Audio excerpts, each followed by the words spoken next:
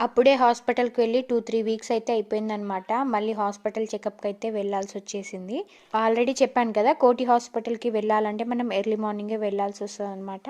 So, మేము 6కి అయితే లేచాము. అంటే 5:30కి అయితే లేచాము.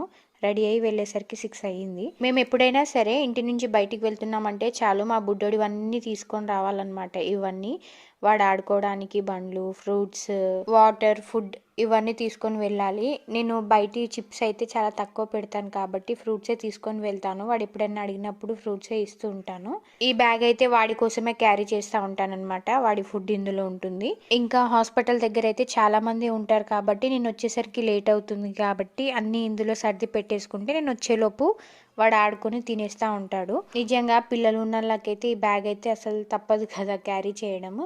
ఎందుకైనా మంచిదని చెప్పేసి ఒక చాకు లాంటిది కూడా తీసేసుకున్నాను అనమాట కోయటానికి. ఇంకా మా బుడ్డోడిది సర్దడం అయిపోయిన తర్వాత అయితే మా కోసం ఒక వాటర్ బాటిల్ అయితే క్యారీ చేశాననమాట.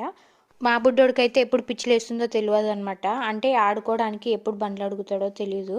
కాబట్టి ఒక 3 వేసుకొని వెళ్తే వాడు కార్లో ఆడుకుంటాడనమాట అడిగినప్పుడు. ఇంకా ఒక కర్చీఫ్ పక్క ఇవన్నీ తినప్పుడు తుడటానికైతే ఉండాలి కదా! ఎంత తొందరగా లేచినా అదే టైం అయిపోతుందనమాట.